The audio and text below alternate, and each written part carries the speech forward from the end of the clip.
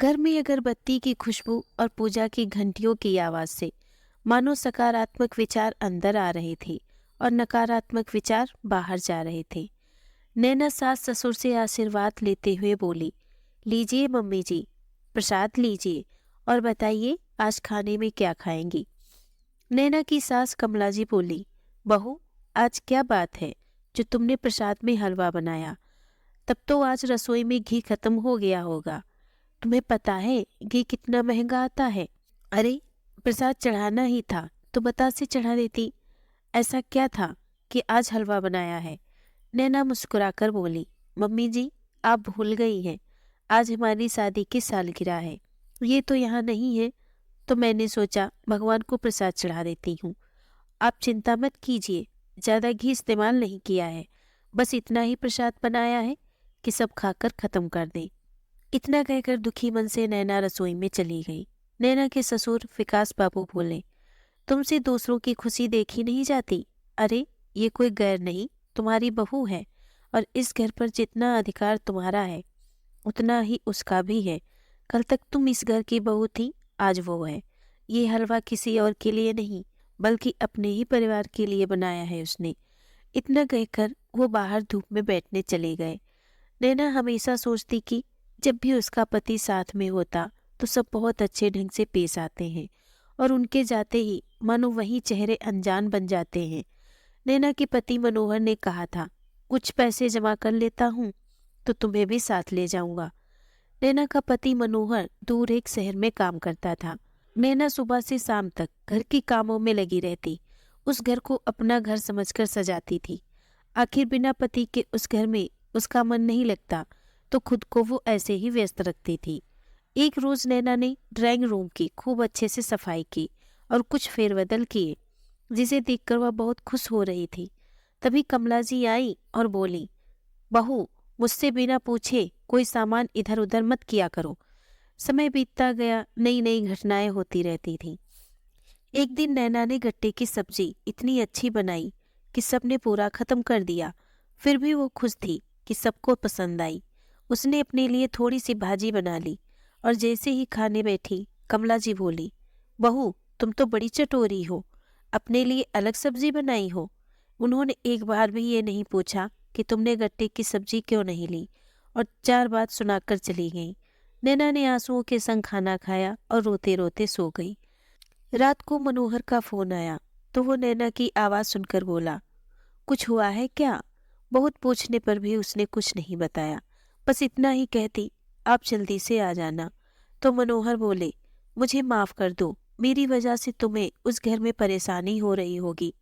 मैं माँ के स्वभाव को बहुत अच्छे से जानता हूँ। पता नहीं वो क्यों नहीं समझ रही हैं कि कल तक वो उस घर की बहू थी, अब वो घर तुम्हारा भी है। तुम चिंता मत करो, मैं जल्दी ही तुम्हें लेने आऊंगा। एक दिन नैना अपने कपड़े अपनी अलमारी में रखकर बंद कर रही थी तो कमला जी बोली, बहू, तुम अपनी अलमारी में ताला क्यों लगाती हो? क्या तुम्हें किसी पर शक है या हम सब क्या चोर हैं जो ताला लगाकर रखती हो? नैना बोली, नहीं नहीं मम्मी जी, चाबी तो यहीं सामने रखी रहती है और आपने ही तो कहा था कि घर में काम वाली आती है तो ध्यान रखना, और कई बार जल्दबाजी में इसका दरवाजा खुला ही रह जाता है। घर में छोटे छोटे चूहे घूमते हैं, कहीं कपड़ों को खराब ना कर दें, बस इसीलिए बंद करके रखती हूँ। कमला जी बोली, हाँ हाँ ठीक है, जानती हूँ तुम बहुत समझदार बनती हो, पर मेरे घर में मुझे ही ज्ञान मत दो। कल तुम्हारी ननद अमिता आने वाली है, ध्यान रहे उसे कोई दिक्कत नहीं होनी चाहिए। और चली गई। नैना हैरानी से उन्हें देखती रही और सोचती कि क्या ये मेरा घर नहीं है। कुछ महीनों बाद एक दिन नैना और उसकी ननद एक ही जगह बैठी थीं। तभी विकास बाबू एक पैसे का बैग आगे बढ़ाते हुए बोले, इसे ठीक से रख दो। नैना ने जैसे ही बैग लिया तभी कमला जी आई और झटके के साथ उसके हाथ से बैग लेकर बोली, ये क्या कर रहे थे? आप बैग किसे दे रहे हैं? ये भी देखिए, जो अपनी चीजों को संभाल कर नहीं रख पाती, क्या इस बैग को संभाल पाएगी? नैना बोली, मम्मी जी, आखिर इसमें ऐसा क्या है जो मैं नहीं रख सकती? लाइए मैं रख दूंगी। कमला जी बोली, रहने दो। फिर वो बैग अमिता को देते हुए बोली, ले अमिता, इसे रख दे अलमारी में और बंद करके चाबी अपने पास रखना। नैना चुपचाप देखती रही। कहीं न कहीं अंदर ही अंदर कुछ टूट रहा था। उसे ऐसा क्यों लग रहा था जैसे वहाँ उस घर को उसकी ज़रूरत नहीं, फिर भी वो वहाँ रह रही है। क्या ससुराल हमेशा सास का रहेगा या कभी बहू का भी होगा? दूसरे दिन मनोहर का फ़ोन आया और आज पहली बार उसने सारी घटना उन्हें बताई। तो मनोहर बोले, तुम परेशान मत हो। माँ को अपनी बेटी को छोड़कर किसी और पर भरोसा नहीं है। तुम्हें एक अच्छी बात बतानी थी। मैंने घर का इंतज़ाम कर लिया है। अगले हफ्ते में तुम्हें लेने आऊँगा और ये बात मैंने माँ को बता दी है। नैना खुश थी कि चलो कुछ तो अपना होगा, चाहे किराए का ही हो। ये पूरा हफ्ता मानो नैना के लिए महीनों के बराबर लग रहा था। फिर अगले हफ्ते मनोहर आए। सब ठीक था। कमला जी का व्यवहार भी अन्य दिनों की अपेक्षा बहुत अच्छा था। सभी खुश थे, सब अपने से लग रहे थे। पर सपने तो सपने होते हैं टूटने के लिए। एक रोज दोनों सो रहे थे। अचानक दरवाजे पर कोई नॉक करने लगा। मनोहर ने दरवाजा खोला तो कमला जी बोली, बहू वो पैसे का बैग कहाँ है? नैना बोली, कौन सा बैग? तो कमला जी बोली, तुम्हारे सामने पिछले महीने तुम्हारे ससुर पैसों का बैग लाए थे, वो मेरी अलमारी में नहीं है। तुम भी तो वहां बैठी थी और उसे रखने के लिए जिद कर रही थी। तो बताओ अब वो बैग कहाँ है? इतना बोलकर नैना की अलमारी में ढूंढने लगी। नैना हैरान मनोहर को देखती रही और रोती जा रही थी। तो कमला जी बोली, बहू ये तुम्हारे आंसू मेरे बेटे को पिघला सकते हैं, मुझे नहीं, क्योंकि मैं बहुत मजबूत हूँ। तो ये त्रियाचरित्र किसी और को दिखाना। बताओ कहाँ रखा है बैग? मनोहर बोले, मम्मी आप क्या कर रही हैं? नैना के कपड़ों को पूरा फैला रही हैं। मेरी बात तो सुनिए। वो बोली, तुम नहीं जानती इसे बेटा, ये पल पल अपने रंग बदलती है। इस घर को अगर अपना समझती तो क्या ऐसी हरकत करती? मनोहर कभी अपनी माँ की कड़वी बातों को सुनता तो कभी अपनी पत्नी के आंसुओं को देखता। मनोहर को बहुत गुस्सा आया। उसने पहली बार बहुत तेज आवाज में कहा, मम्मी मैं तो इसे जानता हूँ पर आप नहीं जान पाई हैं। जिस घर की बात आप कर रही हैं उस घर को आपने कभी किसी का होने कहाँ दिया? आप इस घर की बहू थी, आज नैना इस घर की बहू है। इस बात को क्यों नहीं मानती कि हर किसी को आजादी से इस घर में रहने का अधिकार है, पर नैना को नहीं? ऐसा क्यों? कमला जी बोली, तुम मुझसे ऊंची आवाज में बात कर रहे हो? मनोहर बोले, इसके लिए आपने ही मजबूर किया। और जहां तक पैसों की बात है तो मुझे सब मालूम है कि वो तो आपने इससे लेकर दीदी को दिए थे, तो उनसे क्यों नहीं पूछती हैं? नैना की सास बोली, वो तो मेरी बेटी है। मनोहर बोले, मम्मी ये भी आपकी बहू है जिसे कभी आपने अपना समझा ही नहीं। रिश्ता तो कर लिया, बहू बनाकर घर भी ले आई, पर आपने इस घर को इसका होने ही नहीं दिया। फिर भी इसने कभी शिकायत नहीं की है। तभी दूसरे कमरे से अमिता आंखें मलते हुए आई और बोली, क्या हुआ? इतना शोर क्यों हो रहा है? मम्मी इतना क्यों चिल्ला रही हो? कभी कभी लगता है मैं आखिर मायके क्यों आती हूँ, इससे अच्छा तो मेरा ससुराल है। मनोहर बोले, दीदी क्या मम्मी ने आपको कुछ दिन पहले कोई पैसे का बैग दिया था? तो वो बोली, हाँ मम्मी ने कहा था इसे अलमारी में रख देना, तो वो मेरी अलमारी में है। पर क्या बात है, या तो बताओ आखिर नैना क्यों रो रही है? तभी विकास बाबू आए और सारी बात मनोहर ने उनको बताई। तो वो बोले, कमला पहले सबसे पूछ तो लेती, हंगामा करने की जरूरत क्या थी? तुम जैसी सास के कारण ही बहू ससुराल में बस नहीं पाती है और फिर लोग बहुओं को जिम्मेदार ठहराते हैं। अपने दिन तुम भूल गई? अरे कल तक इस घर को तुम चलाती थी, अब अगली पीढ़ी को उसकी जिम्मेदारी क्यों नहीं सौंप देती हो? आखिर आगे चलकर सब इन्हें ही तो संभालना है। अगले दिन मनोहर ने जाने का टिकट करवाया तो उसके पिता बोले, तुम तो कुछ दिन बाद जाने वाले थे। तो मनोहर बोले, पापा पहले ही बहुत लेट हो चुका है।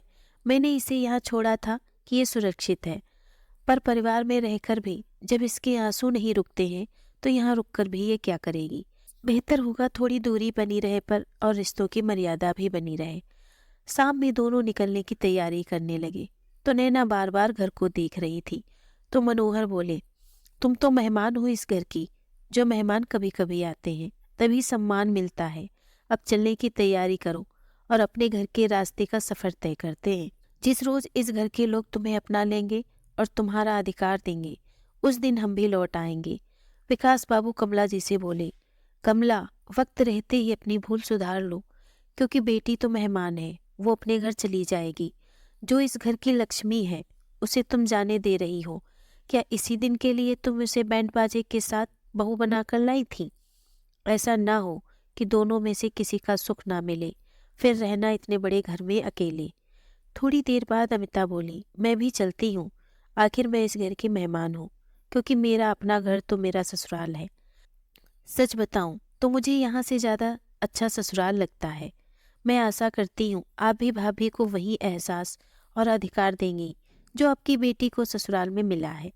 इतना कहकर अमिता भी चली गई। कमला जी चुपचाप एक कोने में बैठ गईं। पूरा घर मानो खाली था। मनोहर नैना जाने की तैयारी कर रहे थे। विकास बाबू उदास अकेले बरामदे में बैठे थे। उन्हें उदास देख कमला जी नैना के कमरे में जाकर बोली, बहू, मुझे अपने बर्ताव पर शर्मिंदगी महसूस हो रही है। सच कहते हैं सब, कल तक मैं इस घर की बहू थी, अब तुम हो। इस तरह से रूठ कर मत जाओ, वरना मैं खुद को कभी माफ नहीं कर पाऊंगी। इतना कहकर कमला जी की आंखें भर आईं। नैना से रहा नहीं गया, वो कमला जी के गले लग गई और बोली, मम्मी जी, मैं आपको माँ जैसी समझती हूँ। आपने मुझे अपना माना, इससे ज्यादा मुझे और कुछ नहीं चाहिए। तभी मनोहर बोले, माँ, हम यहाँ से जाएंगे, पर वापस लौटकर आने के लिए। थोड़ी सी दूरी जरूर आई है, पर रिश्ता नहीं टूटा है। आज आपकी बहू अपना अलग घर बसाने जा रही है, तो आप आशीर्वाद दीजिए कि वो भी एक अच्छी गृहिणी बने। तभी तो लौट कर आएगी, तो यहाँ सब संभालेगी। विकास बाबू खुश थे कि बेटे बहू नाराज होकर नहीं, बल्कि खुशी खुशी जा रहे थे। कमला जी बोली, बेटा, अगर तुमने मुझे माफ कर दिया तो आज मत जाओ। अगले हफ्ते की तुम्हारी टिकट है, अगले हफ्ते चले जाना। एक बार में पूरा घर खाली कर दोगे तो हम दोनों तो अनाथ ही हो जाएंगे। नैना ने इशारों में मनोहर को मनाया तो वो बोले, जब आपकी और नैना की यही इच्छा है तो ठीक है, हम अगले हफ्ते जाएंगे। इतना कहते ही कमला जी ने बेटे बहू को गले से लगा लिया और सारे गिले शिकवे उसी दिन खत्म कर दिए। वक्त लगा, लेकिन कमला जी को एहसास हुआ कि ससुराल हमेशा सास का नहीं, बल्कि एक दिन बहू का हो जाता है। अगले हफ्ते उन्होंने खुशी खुशी अपने बेटे बहू को विदा किया। अब बीच बीच में दोनों माता पिता के पास आते और फिर कभी कभी माता पिता उनसे मिलने जाते। इसी तरह रिश्ते सुधरते चले गए। मित्रों, हर घर में छोटी मोटी घटनाएं होती रहती हैं, पर जब तक हम अपनी नई पीढ़ी को जिम्मेदारियों का एहसास नहीं होने देंगे तो वो सीखेंगे कैसे? यही सोचकर हमें कभी कभी अपनी जिद छोड़ देनी चाहिए। दोस्तों, अगर हमारी कहानी आपको पसंद आई हो तो प्लीज़ मेरे चैनल को लाइक और सब्सक्राइब करें। धन्यवाद।